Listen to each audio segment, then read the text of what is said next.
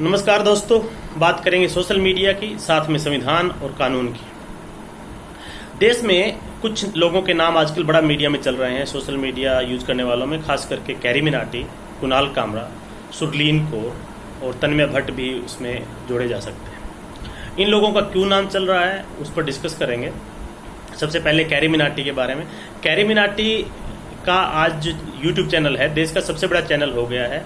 21 million उसमें follower है। Individual level पे देखा जाए, वैसे देखा जाए तो दुनिया भर में सबसे बड़ा यूट्यूब चैनल जो है टी सीरीज का है।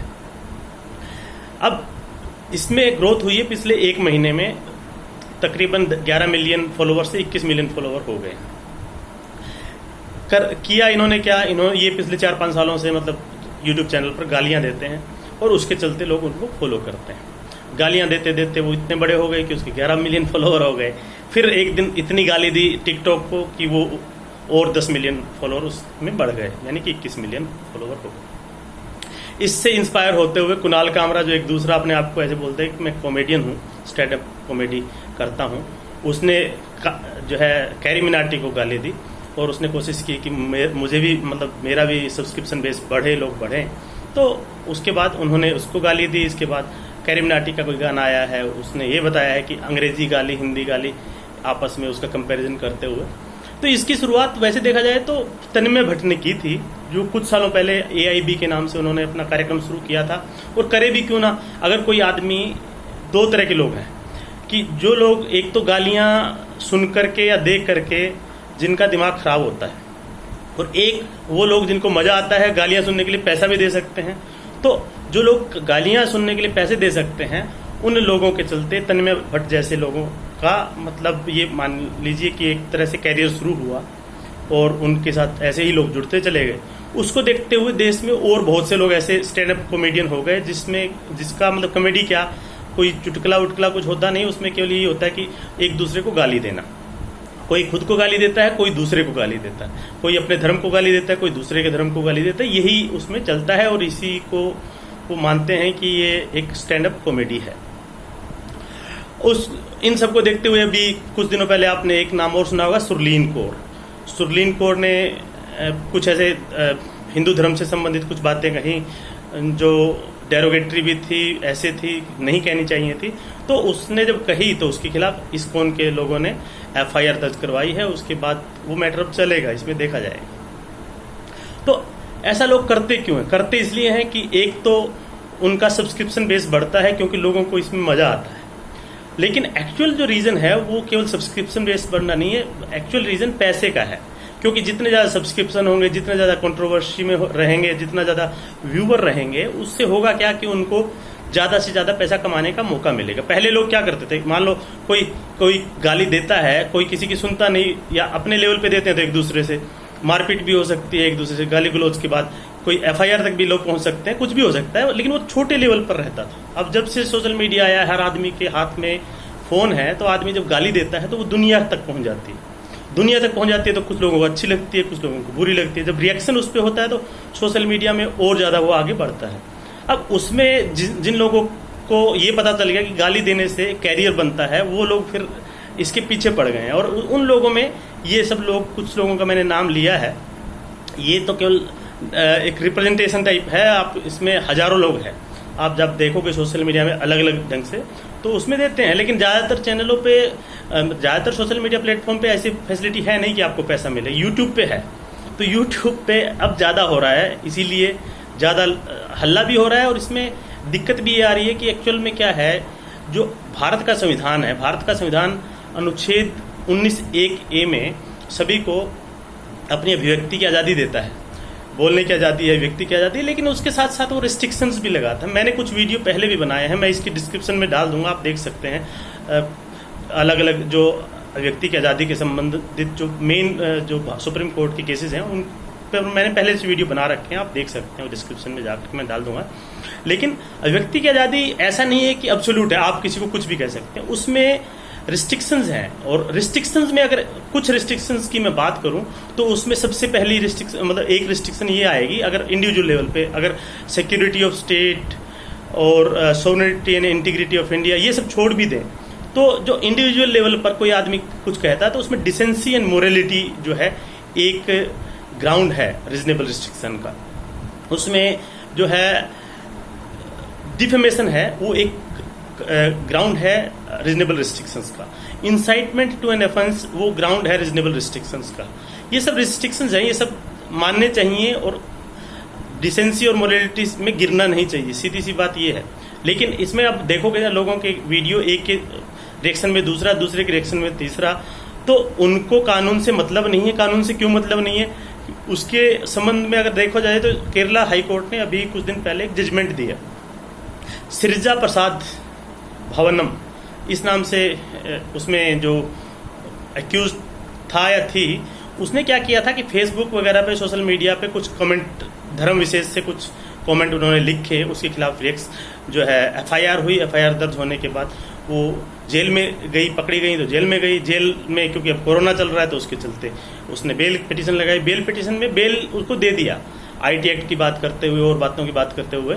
लेकिन उसमें एक स्पेसिफिकली जो केरला हाई कोर्ट के जज साहब थे उन्होंने बोला कि एक्चुअल में हो क्या रहा है देश में, हो ये रहा है कि एक जो नॉर्मल सोसाइटी है उसके साथ साथ एक वर्चुअल सोसाइटी या एक दूसरी दुनिया बन रही है, और उनको देश के समाज कानून से कोई मतलब नहीं है और वो कानून समाज को मानते नहीं है।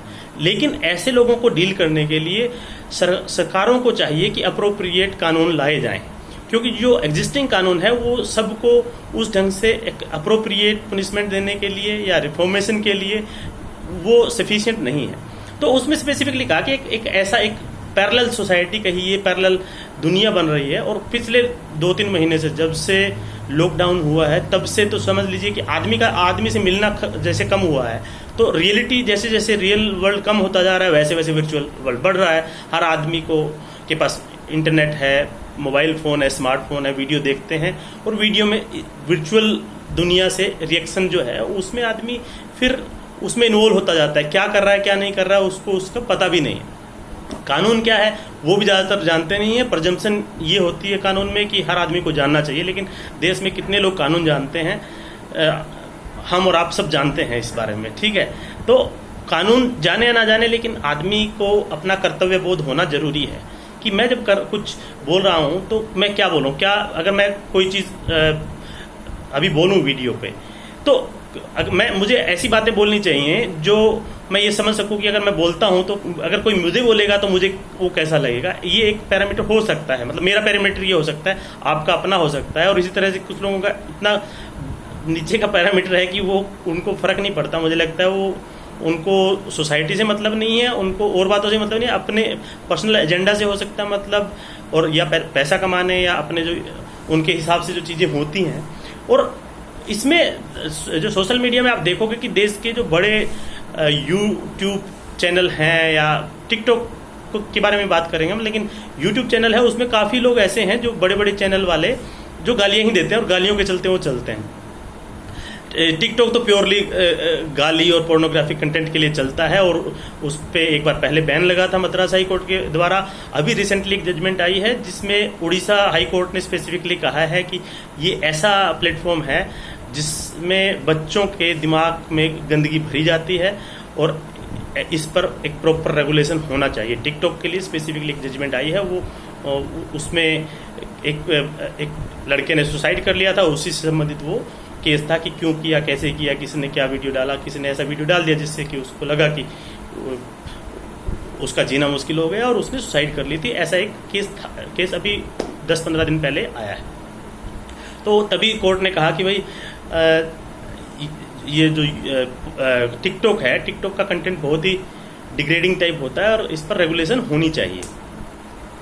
अब जो मेन जो मैं बात कर रहा था कि जो कानून है, कानून में जैसे डिसेंसी मोरालिटी पे कानून भी बनाया जा सकता है और ये रिस्ट्रिक्शन भी है, रीजनेबल रिस्ट्रिक्शन। हर आदमी के अधिकार हैं तो साथ में राइट्स भी हैं। राइट्स ये होता है कि दूसरे के फंडामेंटल राइट्स को इंक्रोच ना करें, पब्लिक ऑर्डर बना करके रखें, डिसेंसी मोरालिटी का ध्यान दें। ये सब करने की ज़रूरत है। आईपीसी में डिफेमेशन से संबंधित प्रोविज़न है।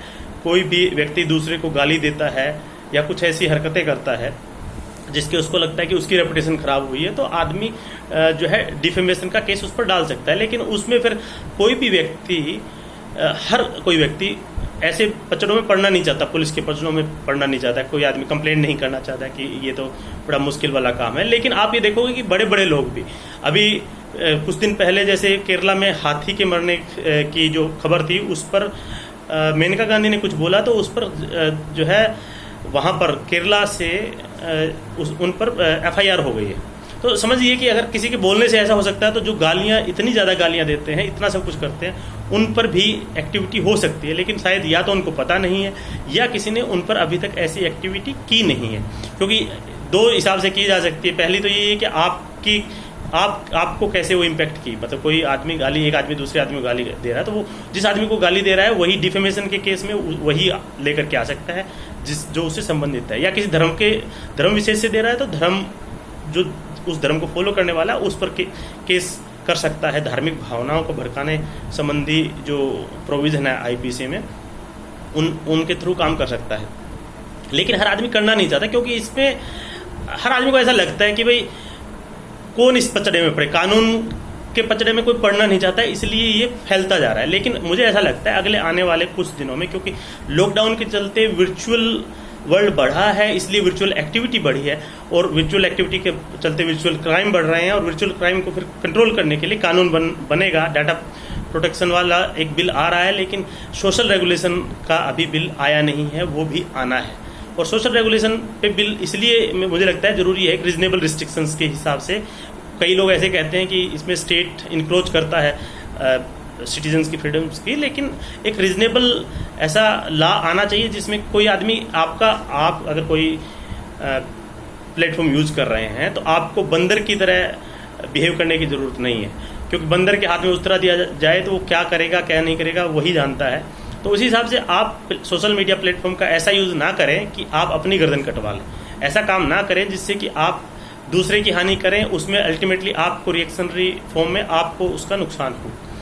ये सब इसलिए ज़रूरी है क्योंकि अब ये बढ़ेगा, लोग ज़्यादा यूज कर रहे हैं। अब किसी को कानून नहीं पता होगा तो फिर वो सोचेगा इससे क्या फ़र्क पड़ता है। तो ऐसे ही, क्योंकि आपको याद होगा जब बाल ठाकरे मरे थे उस समय किसी ने कुछ कमेंट किए थे, उसके बाद उनको पुलिस ने जो IT एक्ट के तहत पुलिस ने उनको उठा करके जेल में डाल दिया था। उसके बाद श्रेया सिंघल का केस हुआ और उसमें बोला गया कि जो है 66A जो है अनकॉन्स्टिट्यूशनल है। लेकिन फिर भी आप कितना कर सकते हैं, कितना आप दूसरे की भावना को आहत कर सकते हैं, ये एक सोचने वाली बात है। बेहतर ये होगा कि आप ये पैरामीटर रखें कि भाई ऐसे काम हम क्यों करें जो हम दूसरे से नहीं सुनना चाहते।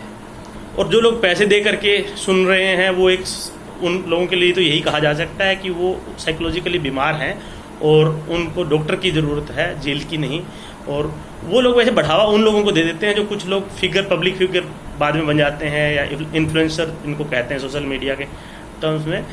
तो इसका इलाज यही है कि आप ऐसे लोगों को ना देखें, डिस्करेज करें, और अगर किसी को इंडिविजुअल लेवल पर इशू होता है तो उसको पक्का प्रोसेस ऑफ लॉ का यूज़ करते हुए उस व्यक्ति को सबक सिखाना चाहिए जो दूसरे के फंडामेंटल राइट पर इनक्रोच कर रहा है। इसमें एक ये भी है कि जो फंडामेंटल राइट की जब बात करते हैं तो मेनली फंडामेंटल राइट जो है स्टेट से संबंधित है कि स्टेट नहीं करेगा, मतलब स्टेट ऐसा नहीं करेगा।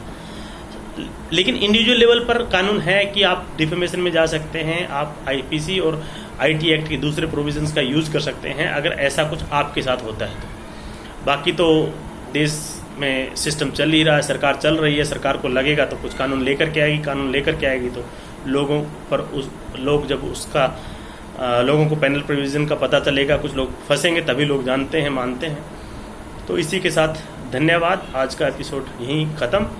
आपको कैसा लगा ज़रूर बताना, क्योंकि मुझे ऐसा लगता है कि आप कमेंट करेंगे, इस पर शेयर करेंगे, सब्सक्राइब करेंगे और अपना क्रिटिसिज्म भी अगर करेंगे तो फिर मुझे लगेगा कि ऐसे विषयों पर वीडियो बनाने चाहिए या ना बनाने चाहिए। क्योंकि मैं गाली तो नहीं दे सकता, लेकिन ये ऐसी बातें ज़रूर बता सकता हूँ। एक बार फिर से धन्यवाद।